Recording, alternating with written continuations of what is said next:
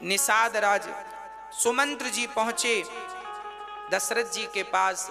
दशरथ जी ने कहा, भैया सुमंत्र आ गए, बताओ मेरे राम लक्ष्मण कहाँ हैं? कहाँ हैं मेरे राम, कहाँ हैं? अब तो दशरथ जी महाराज देख रहे हैं कि सुमंत्र जी मौन हैं, कोई वचन नहीं निकल रहा है।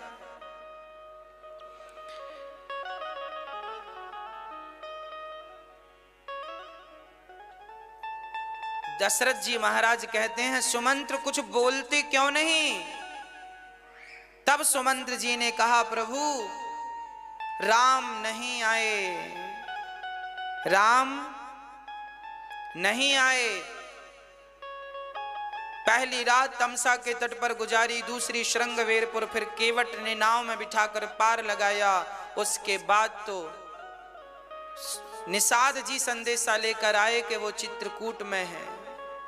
अब तो दशरथ जी समझ गए, अब मेरा अंत आ गया। दशरथ जी को समझाने लगे, सुमंत्र जी आप महाराज हैं, धैर्य रखिए, 14 वर्ष बाद वो आएंगे। तब दशरथ जी ने कहा, हाँ रघुनंदन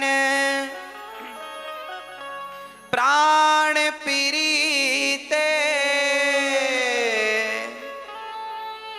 तुम बिन जियत बहुत दिन बीते। हाँ रघुनंदन, हाँ रघुनंदन, हाँ रघुनंदन, हाँ रघुनंदन। राम राम कह राम सनेही, पुनि कह राम लखन बैदेही।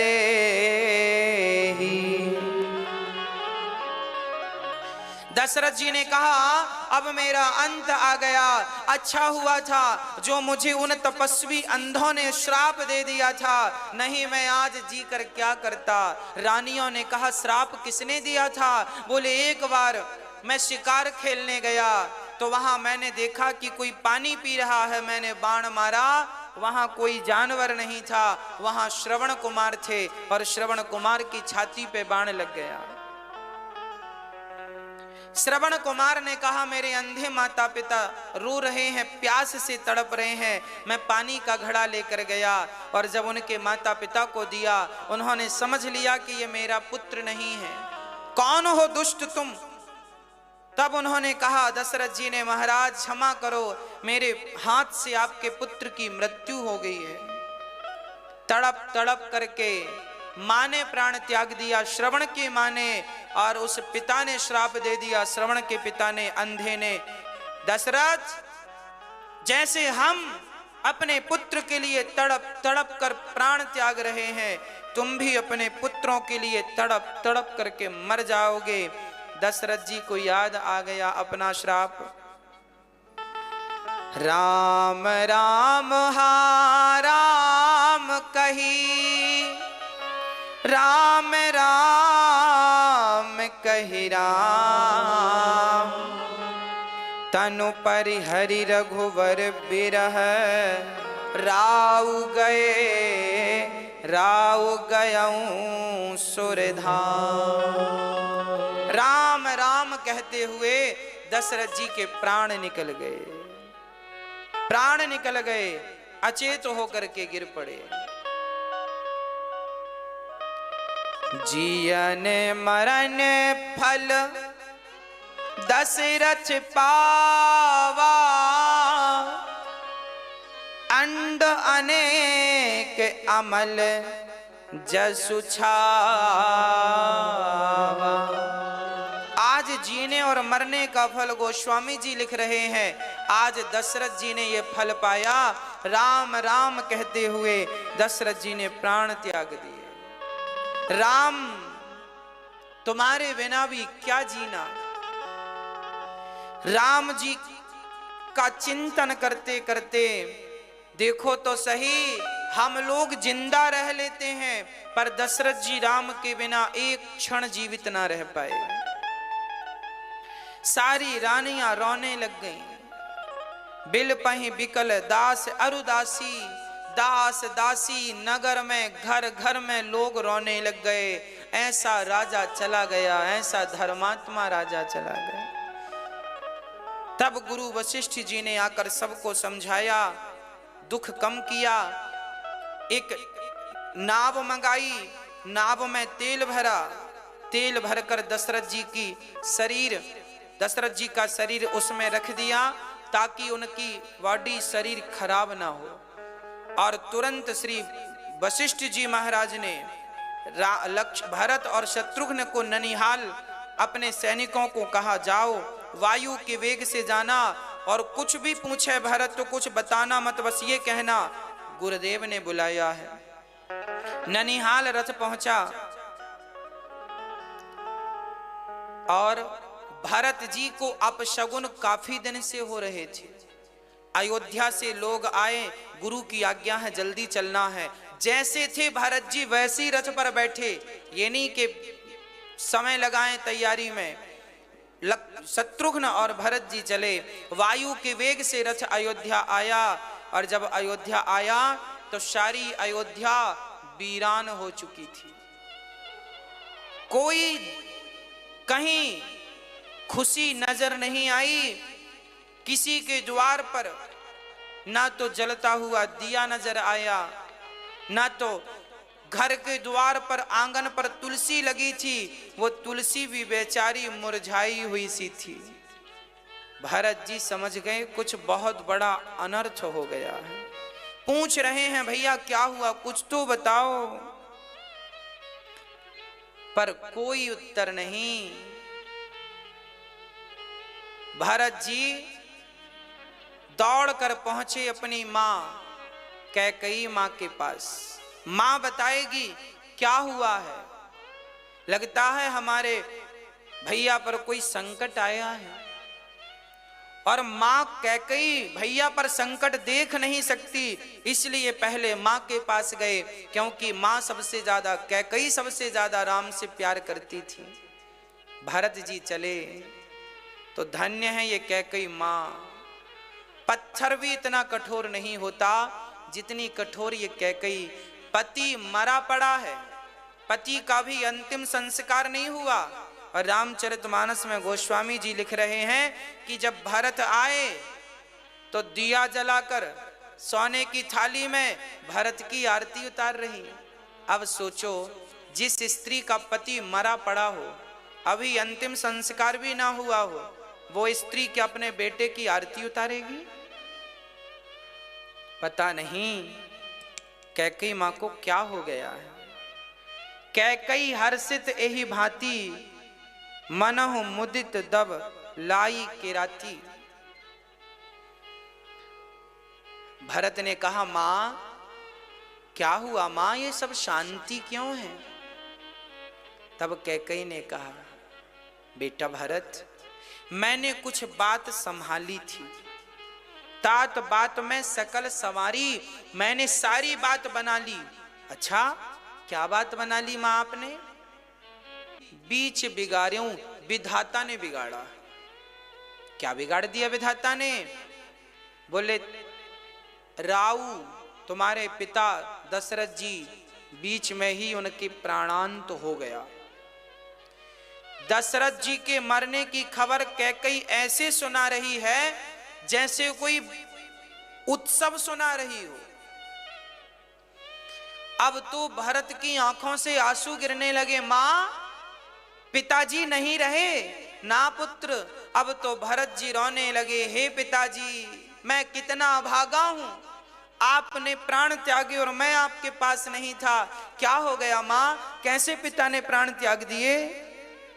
तब कैकेयी ने कहा, बेटा मैंने राम को वनवास भेज दिया है 14 साल के लिए, तुझे राजा बनाना है। मेरी ये बूढ़ी आंखें तरस रही हैं, तुझे राजगद्दी पर देखना चाहती हूं, इसलिए मैंने सारी बात संभाल ली।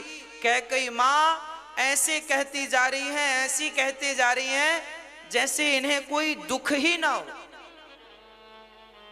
व्यक्ति की खोपड़ी में जब लोभ बैठता है ना, तो लोभ पत्थर से भी कठोर कर देता है। भरत जी सिसक सिसक कर रोने लगे। मां क्या कह रही हो? राम वनवास चले गए? हाँ। पिताजी परम धाम चले गए? हाँ। अब तो भरत जी रोने लगे। अरे मां कैकेयी, तेरी जिह्वा पर कीड़े क्यों नहीं पड़ गए? जब तूने मेरे राम को वनवास भेज दिया, पिता के मरने का दुख तो भरत जी भूल गए और राम वनवास गए हैं। अब भरत जी कहने लगे, मां कैसी निर्दयी मां है।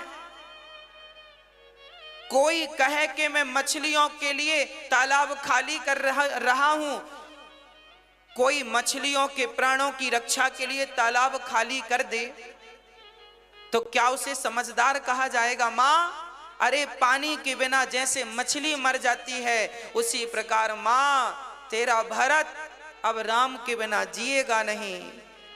अब तू कैकेयी बोली, बेटा मैंने सब तेरे लिए किया है और तू मुझे ऐसी बातें कह रहा है? खबरदार मां, मेरे लिए किया है। अरे तुमने तो पेड़ काट कर पत्तों को सींचना चाहा है। भरत जी गहरी गहरी सांसें भरते हुए कहने लगे, कैकेयी मुझे अपना मुंह मत दिखाना, आज के बाद मैं तुझे मां कहकर नहीं बुलाऊंगा, मां कहने की अधिकारी नहीं है। जो भरत जी ने ये बातें कही, कैकेयी के अंदर से भरत के राज सिंहासन का भूत उतर गया। उसी क्षण शत्रुघ्न जी आए और वहां सिंगार करके खड़ी थी कैकेयी की दासी मंथरा।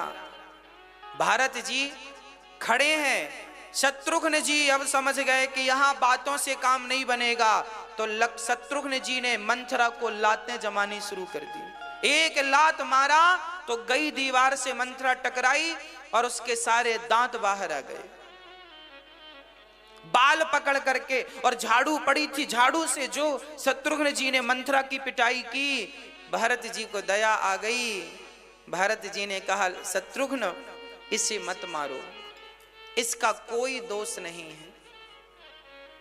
शत्रुघ्न जी ने कहा, भैया फिर दोष किसका है? कैकेयी का? ना, कैकेयी का भी दोष नहीं है, तो फिर दोषी कौन है? भरत जी रोने लगे। भैया शत्रुघ्न, दोषी ये भरत है। यदि मेरा जन्म ना हुआ होता तो मां के अंदर ये लोभ ना जागा होता, और लोभ ना जागा होता तो आज राम वनवास ना गए होते। भरत जी जोर जोर से रोने लगे। भरत जी रोए और रोते रोते रोते रोते माँ कौशल्या के पास चले गए। माँ कौशल्या ने उस दिन से भोजन नहीं किया था जिस दिन से राम जी गए हैं, उस दिन से पानी नहीं पिया था जिस दिन से राम जी गए हैं। माँ कौशल्या सूख कर एक हड्डी बची है। जब भरत जी गए और कहा भरत जी ने, मां कौशल्या की आंखें खुली। कौन? मां भरत। अब तो भरत का नाम सुना, कौशल्या मां दौड़ पड़ी और दौड़ करके भरत को अपने हृदय से लगाना चाहती थी, पर क्या करें, शरीर इतना कमजोर था कि वो आधे रास्ते पर ही गिर पड़ी। और जब कौशल्या माँ गिरी तो भरत जी दौड़कर माँ को उठाते हैं और माँ से कहते हैं, माँ अपनी ये आंखें मत खोलना और इस भरत के चेहरे को मत देखना। माँ कौशल्या बोली, बेटा ऐसा क्यों कहता है? तब भरत जी ने कहा, माँ तेरे भरत का चेहरा कलंकित हो गया है माँ, अब इस कलंक से भरे मुख को मत देखना माँ। इस भरत के कारण आज राम को वनवास जाना पड़ा और कितना कष्ट उठाना पड़ा माँ। आप यही सोच रही होगी ना कि मैंने अपनी माँ से मिलकर कोई षड्यंत्र किया है। भरत जी बोले, माँ अब भरत जी अपनी सफाई देने लग गए। माँ मेरा अपराध नहीं है, मैं स्वप्न में भी नहीं चाहता कि राम से एक क्षण के लिए दूर हो जाऊं। माँ मेरी सूरत को मत देखना माँ, मैं अभागा हूँ, मैं कलंकित हूँ माँ। तब कौशल्या ने हृदय से चिपका करके भरत को गोद में लेकर के गोद में बिठा करके कहा, भरत याद रखना ये कौशल्या कभी तुझ पर संदेह नहीं कर सकती। जो माता पिता पुत्र को मारने से, जो पाप, भरत जी कह रहे हैं मां, जो पाप माता पिता को मारने से लगता है, जो पाप गौशाला में आग लगा देने से लगता है, वो सारा पाप मुझ भरत को लग जाए मां। मैं सबसे बड़ा अभागा हूं, मुझे सारा पाप लग जाए, जितना भी संसार का पाप है सब मुझे लग जाए, गौ हत्या का पाप मुझे लग जाए। बेटा भरत ये पाप क्यों लेना चाहता है माँ? भरत जी ने कहा, माँ संसार के सारे पाप मैं सह लूंगा, पर राम के वनवास का ये पाप जो मेरे कलंक लगा है ये मैं सहन नहीं कर पाऊंगा माँ। भरत जी को उठाकर गोद में लेकर पुचकारने लगी, चुम्बन करने लगी, बेटा मैं कभी तेरे बारे में ऐसा नहीं सोच सकती पुत्र। तब तक गुरुजन आ गए। गुरुजी ने भरत को उठाया, संभाला, कहा बेटा समय हो रहा है, चलो पिता की क्रिया करो। चंदन की लकड़ियों की चिता बनाई गई, दशरथ जी का शरीर निकाल के रखा गया और वो चिता का वर्णन गोस्वामी जी करते हैं, ऐसी चिता बनाई गई मानो स्वर्ग की सीढ़ियां हो। आग लगाई भरत जी ने, दशरथ जी का शरीर पंच तत्वों में मिल गया। भरत जी ने उनकी सारी क्रिया की, तेरे ही ब्राह्मणों का भोज, इतना दान पुण्य पिता के नाम से किया, जो भी एक पुत्र को करना चाहिए वो सारे कर्तव्य श्री भरत जी ने पूरे किए।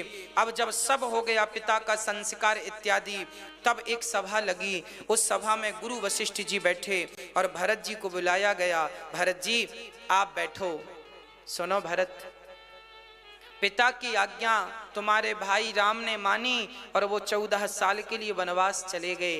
अब उनकी एक आज्ञा और है जो तुम मान लो।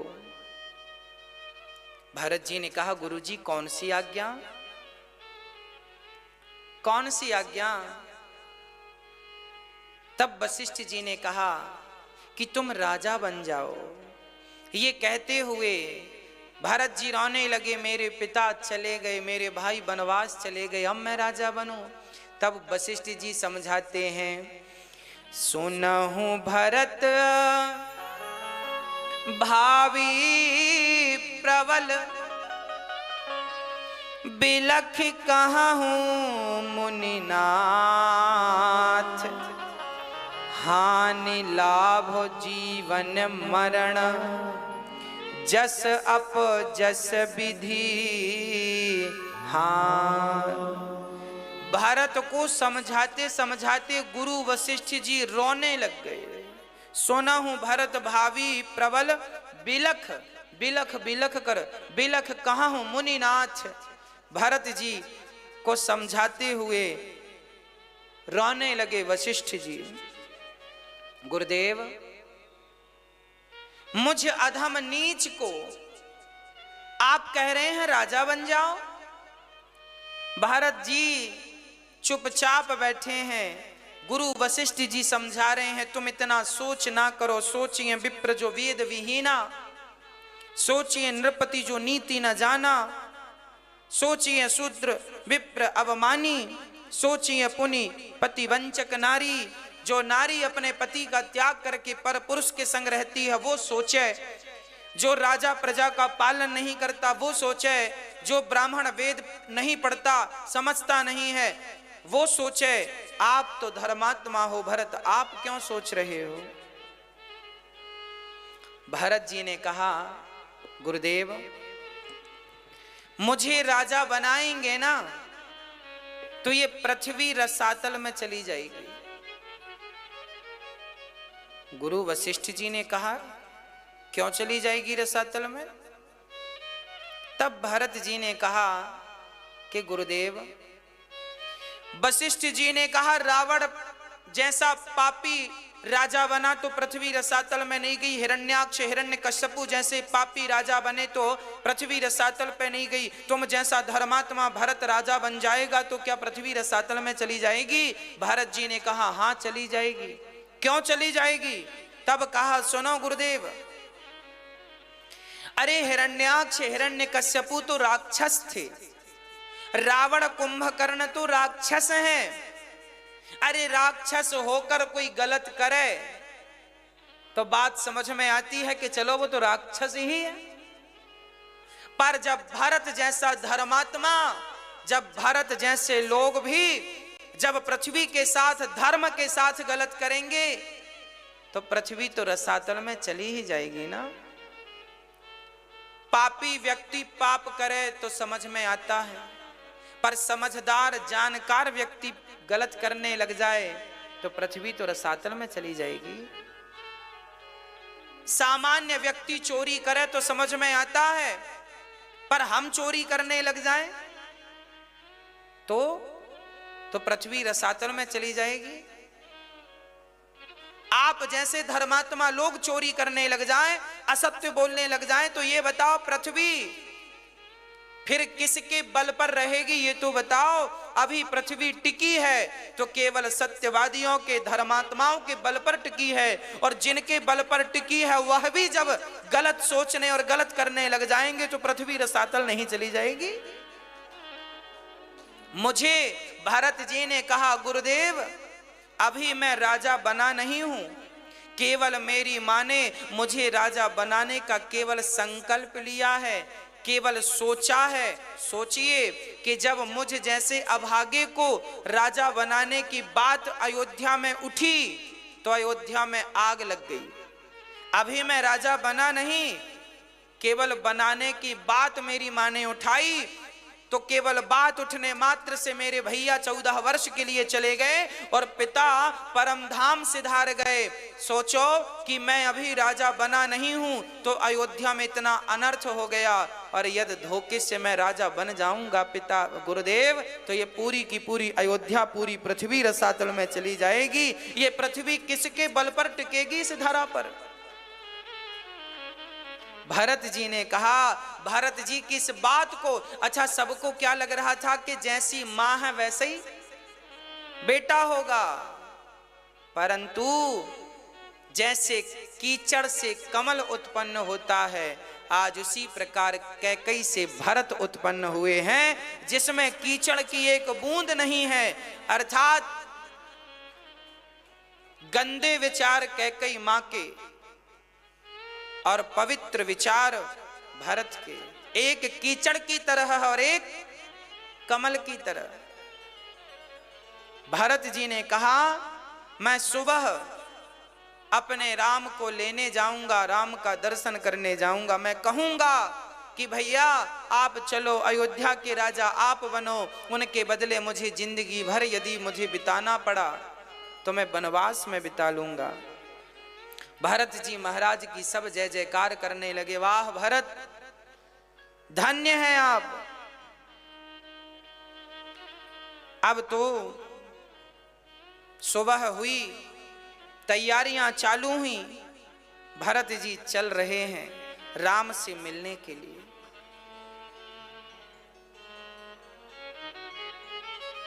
पर भरत जी ने सीधे कह दिया है हम कैकेयी को नहीं ले जाएंगे।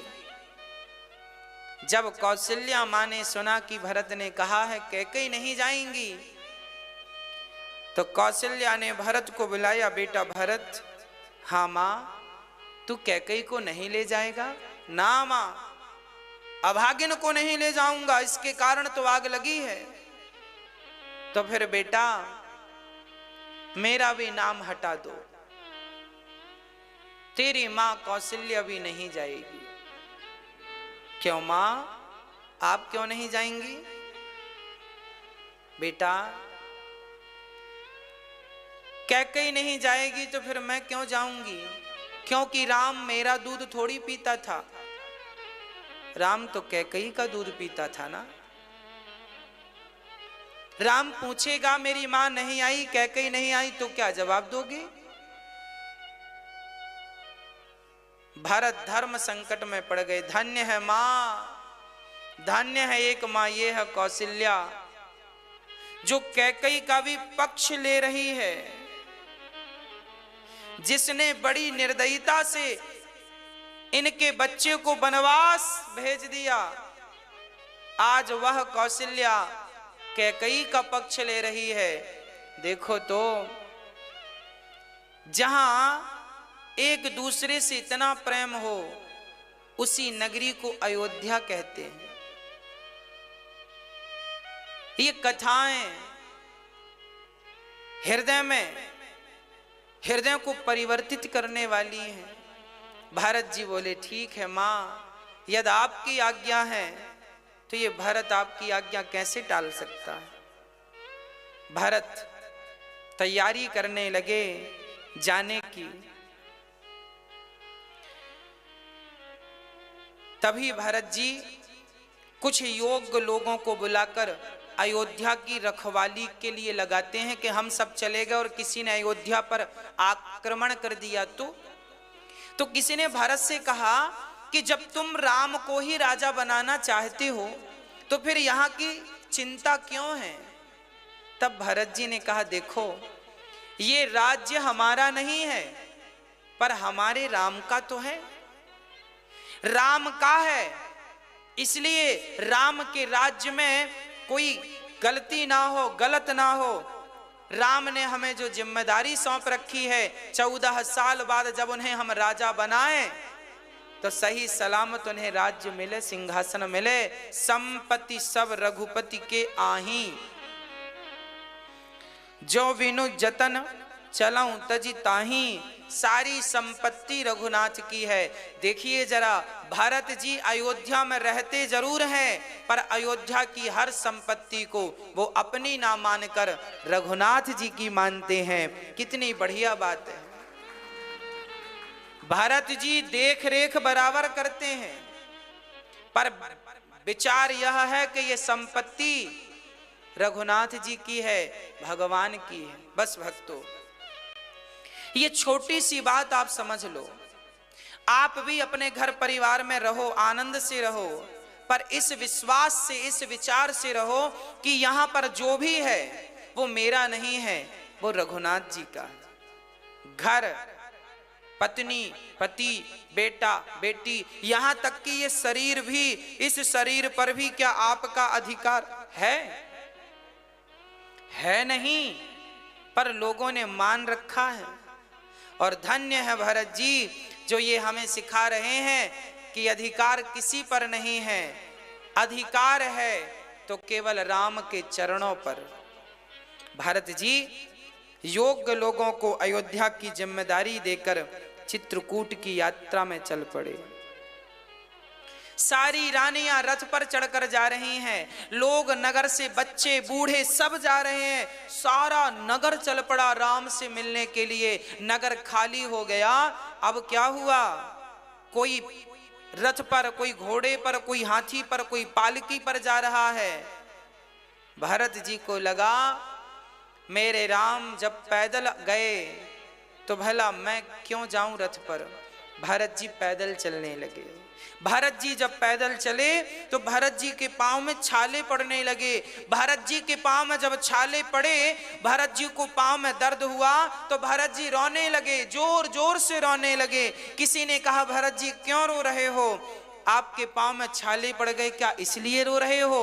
भरत जी ने कहा, नहीं, मैं इसलिए नहीं रो रहा हूं कि मेरे पाँव में छाले पड़ गए। मैं इसलिए रो रहा हूँ कि जब मेरे पाँव में इतना दर्द हो रहा है तो मेरे रघुनंदन के पाँव में, मेरी माँ जानकी के पाँव में कितना दर्द हुआ होगा। क्या बिगाड़ा था मैंने अपनी माँ का जो मुझे कलंकित कर दिया। भरत जी नंगे पांव, मां कौशल्या को खबर लगी कि भरत पैदल चल रहा है तो अपनी पालकी रुकवाई और भरत से कहा, बेटा यदि तुम पैदल चलोगे तो और लोग कैसे चलेंगे, सबके पांव में छाले पड़ जाएंगे, बेटा रथ पर बैठ जाओ। मां ने जब जोर से कहा, बेटा रथ पर बैठो, नहीं तो मैं भी तुम्हारे संग पैदल चलूंगी, तब भरत जी रथ पर बैठे और रथ पर बैठकर चले। तमसा नदी पर वहां विश्राम हुआ जहां राम का हुआ और आगे चले तो श्रृंगवीरपुर पहुंचे जहां निषाद राज, अच्छा निषाद राज को सूचना मिली कि भरत आ रहे हैं। निषाद राज ने तुरंत सेना को आज्ञा दी, अपने हथियार तैयार कर लो, लगता है राम को भरत जी मारने जा रहे हैं, ताकि मार करके 14 साल बाद का झंझट ही ना रहे। निषाद राज को लग रहा है मां ऐसी है तो बेटा भी ऐसा ही होगा। तभी किसी बुजुर्ग आदमी को छींक आ गई। उनने कहा, नाना विचार कर लेना चाहिए। तो निषाद राज भरत जी के स्वागत में पहुंच गए।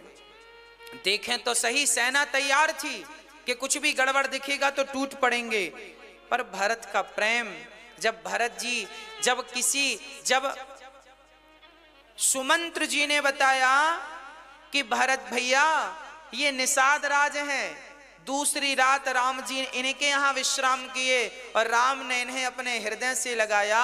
और ज्यों भरत जी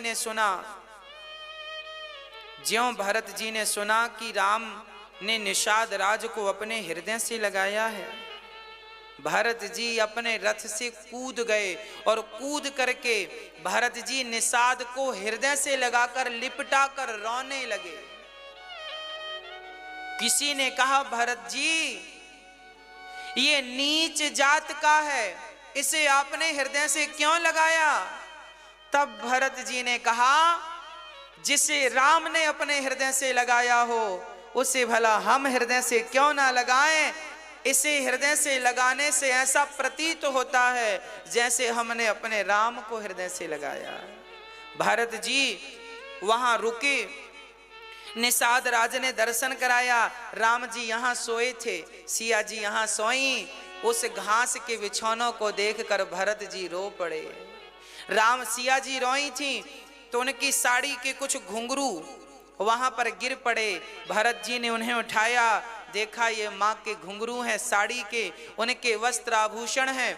हृदय से लगाकर भरत जी रोने लगे। कितना कष्ट उठाया मेरे रघुनंदन ने, देखो तो सही। यहाँ इस बिस्तर पर राम जी सोए हैं, भरत जी उसी जगह पर जहां राम सोए थे उसके नीचे भरत जी मिट्टी पर सोए हैं। रात विश्राम किया, सबने फल फूल दूध इत्यादि लेकर। भरत जी तो कुछ भी नहीं लेते, प्रजा ने कुछ कुछ दूध ले लिया, किसी ने कुछ खा लिया, भरत जी कुछ नहीं खाते। अब आगे चले, चलते चलते जब भरत जी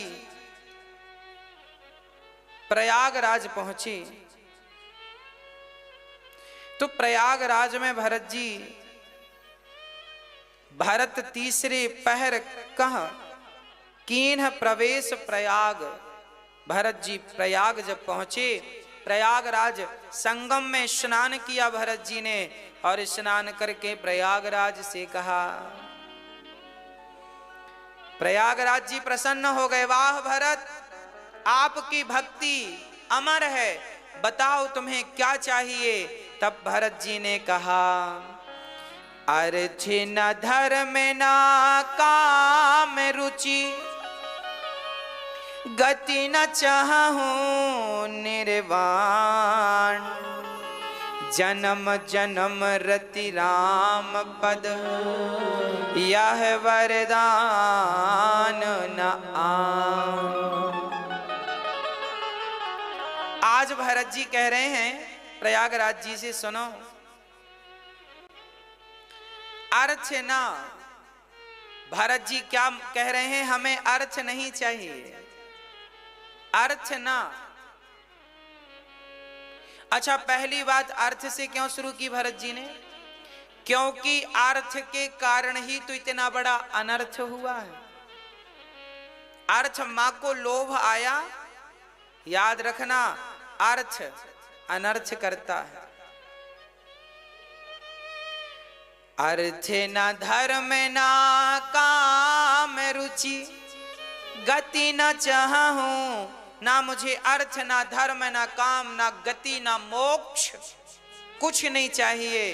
प्रयागराज जी ने कहा फिर क्या चाहिए? बोले जन्म जन्म रति राम पद।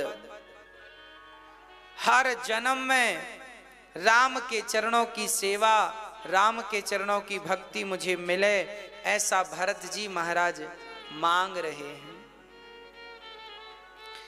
आगे भरद्वाज ऋषि से, मुनि जी से मिले और भरद्वाज जी से भरत जी ने क्या कहा? हे गुरुदेव, मुझे इस बात का दुख नहीं है कि मेरे पिताजी चले गए, दुख इस बात का भी नहीं है कि लोग मुझे क्या कहेंगे। तो फिर भरद्वाज जी ने कहा कि आपको दुख किस बात का है? तो कहा राम लखन सिया बिनु पग पनहि, कर मुनि वेश फिरहि बन बनहि। मुझे कष्ट केवल इस बात का है कि मेरे राम और मेरी मां सीता बिना चरण पादुका के जंगल में विचरण कर रहे हैं। उनके पांव में कितना, उनके चरणों में कितना कष्ट हो रहा होगा, उस कष्ट से मेरा हृदय जला जा रहा है। भरत जी का दुख देखकर भरद्वाज जी बड़े दुखी हो गए, समझाने लगे, बेटा भरत, तुम्हारे जैसा भाई ना कभी हुआ ना कभी होगा। रात विश्राम करने के लिए भरद्वाज जी ने अपने तप के बल से पूरी एक अलग ही सृष्टि बना दी, माया से संसार रच दिया।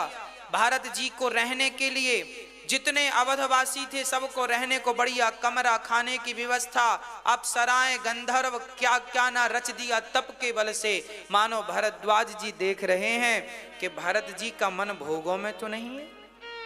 सारा सामान इकट्ठा कर दिया, नगर बन गए, सुंदर सुंदर कमरे में, बढ़िया वीआईपी कमरों में सारी प्रजा रही, बढ़िया 56 प्रकार का खाए। पर रामचरितमानस में लिखा है कि जितना सुख प्रकट किया भरद्वाज जी ने, उस सुख का शरीर से तो क्या, मन से भी भरत जी ने स्पर्श नहीं किया। शरीर से तो छोड़ दीजिए, मन से भी उसका स्पर्श नहीं किया। भरत जी कोई सामान्य नहीं है। कहते हैं भक्ति करने का फल है भगवान की प्राप्ति। भक्ति करने का, माला जपने का, तपस्या करने का फल है भगवान की प्राप्ति। और भगवान की प्राप्ति का फल क्या है? हाँ, जब भगवान की प्राप्ति कोई कर लेता है तो भगवान की प्राप्ति करने के बाद भगवान उन्हें भरत जैसे भक्तों का स्वयं दर्शन कराते हैं। आओ अब हम इनका दर्शन आपको कराते हैं। भरत जी जैसे भक्त, भक्ति करने से भरत के दर्शन नहीं मिलेंगे। भक्ति करके पहले भगवान को पाओगे, जब भगवान से कहोगे तब भगवान ऐसे भक्तों का, भगवान के दर्शन का फल भरत का दर्शन है ना। भरत का चिंतन राम जी करते हैं, भरत राम का और राम जी जैसे कृष्ण राधा का चिंतन करते हैं और राधा कृष्ण का चिंतन करते हैं। भरत जी जब चले तो बादल भी छाया करते करते भरत जी के संग चल रहे हैं। बादलों ने भरत जी का छाया कर लिया। तब इंद्र की बुद्धि बिगड़ी, बोले यदि भरत के कहने से राम वापस आ गए तो हमारा तो काम बिगड़ जाएगा। उनके गुरु बृहस्पति जी ने समझाया, एक बार तो तुमने आग लगा दी अयोध्या में, अब दोबारा भरत का रास्ता रोकोगे इंद्र तो तुम्हारी खैर नहीं। इंद्र समझ गए, है ना, ये रास्ता मत रोकना। अब श्री भरत जी महाराज गांव से जिस गांव से राम जी निकले उसी गांव से भरत जी भी निकले। गांव वाले भरत जी का दर्शन किए, भैया ये कौन है, ये तो वही है क्या? फिर वापस आ गए, ना ना ना ये वो नहीं है, इनके संग तो बड़ा समाज है। अब तो गांव के लोग भी कहने लगे, भैया हमने एक बार देखा था उन्हें, फिर देखने का मन है, क्या हम आपके संग चल सकते हैं? भरत जी बोले चलो। गांव के समस्त लोग भरत की टोली में हो गए और भरत जी चल पड़े। गोस्वामी तुलसीदास जी कहते हैं कि हम भी भरत के साथ हैं। गोस्वामी तुलसीदास जी कहते हैं हम राम के साथ नहीं हैं, हम तो भरत के साथ हैं। क्यों? क्योंकि राम के साथ तो सुमंत्र जी थे, राम के साथ तो केवट जी थे, तो केवट और सुमंत्र जैसे राम के साथ होंगे तो राम जी उनको अपने से दूर कर देंगे। राम के संग रहेगा कौन? पर भरत की टोली में सम्मिलित हो जाओगे तो भरत राम कहीं भी होंगे भरत के लिए तो उपस्थित होंगे। इसलिए भरत की टोली में भरत के संग कहते हैं ना कि भक्तों के संग दासानुदासो भवितास्मि भूयः। जब आप भगवान के चरण ना पकड़ सकें तो कोई बात नहीं, उनके चरण पकड़ लीजिए जिनने भगवान के चरण पकड़ रखे हैं। भक्तों के चरण पकड़ोगे तो कल्याण हो जाएगा। भरत जैसे भक्तों के संग सारा समाज लग गया और भरत जैसे भक्त समाज को लेकर कहां पहुंचा देते हैं? राम के पास चल पड़े। अब राम जी यहां सीता जी ने सपना देखा, सिया जी ने स्वप्न देखा, सपना देखा कि भरत जी आ रहे हैं सबके साथ। राम जी खड़े हो गए और राम जी रोने लगे, मेरा भरत, मेरा भरत, मेरा भरत, मेरा भरत, मेरा भरत कह कह के रोने लगे। सुबह हुई, लक्ष्मण जी लकड़ी लेने गए, देखा तो बड़ी धूल उड़ रही थी। पेड़ पर चढ़कर देखा तो लोग आ रहे थे। तुरंत लक्ष्मण जी दौड़े दौड़े आए, भैया जी धनुष बाण तैयार कर लो, युद्ध करना है। राम जी बोले युद्ध किससे? अरे वो लक्ष्मण वो भरत आ रहा है, जैसे उसकी मां वैसे ही वो देखो पूरी सेना लेकर आ रहा है। उसे लग रहा होगा 14 साल बाद फिर आएंगे तो फिर अपना सिंहासन मांगेंगे, तो वो हमसे युद्ध करने आ रहा है ताकि जंगल में इन दोनों को मार दो ताकि झंझट ही ना रहे। लक्ष्मण जी बोले जा रहे, लक्ष्मण जी कह रहे हैं भैया आज मैं भरत को मार डालूंगा, यदि युद्ध हुआ तो। आपकी तरफ उंगली उठाकर देखा किसी ने। राम जी बोले भैया लक्ष्मण इतना मत सोचो, भरत ऐसा नहीं है, भरत ऐसी सोच नहीं रखता। भैया आप नहीं जानते, आप भोले भाले हैं। मैं जानता हूं कि उसकी मां नागिन है तो बेटा भी नाग ही होगा। कोई नाग से गाय थोड़ी पैदा होती है। जैसी मां बेटा। भरत जी लक्ष्मण जी बोल रहे हैं, तब आकाशवाणी हो गई, लक्ष्मण अपने भाई के लिए ऐसी सोच मत रखो। तब लक्ष्मण जी शांत हुए और यहां चित्रकूट जब पहुंचे सारे लोग स्नान करने लगे, तभी केवट भरत को लेकर के चले। सबने मंदाकिनी में स्नान किया, भरत जी ने भी मंदाकिनी में स्नान किया केवट पेड़ में चढ़कर देखा तो दूर कुटिया नजर आई। तुरंत भरत जी को लेकर केवट जी सबसे पहले चले और चलते चलते यहां राम इंतजार कर रहे हैं, मेरा भाई कब आएगा, मेरा भरत कब आएगा, मेरा भरत कब आएगा।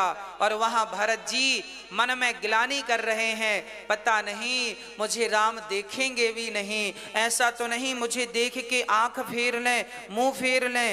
भरत जी की आंखों में आंसू हैं।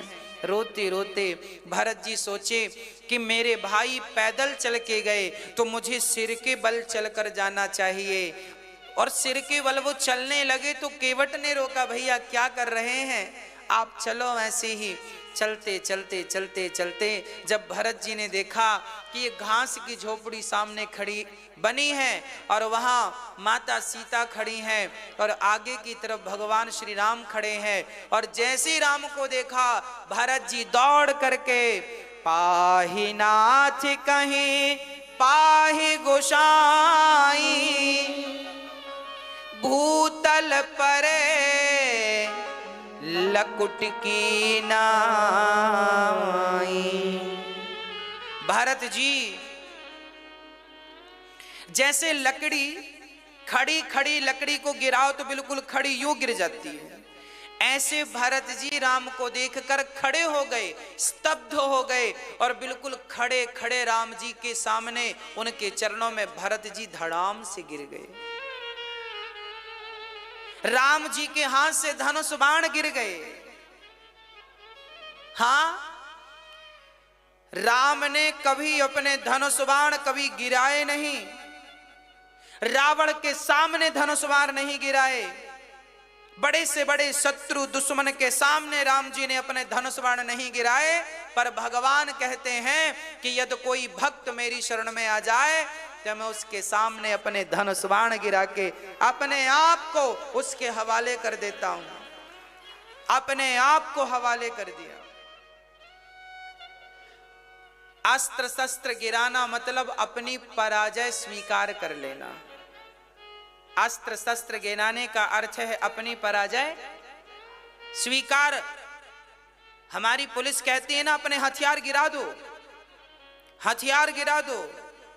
तो जैसे हथियार गिराने के बाद व्यक्ति सामने वाले के अधीन हो जाता है, आज भरत जी को देखकर राम जी आज अपने हथियार गिरा के आज राम भरत के अधीन हो गए। भैया भरत, और राम जी ने भरत को उठाया नहीं, भरत जी पड़े रहे।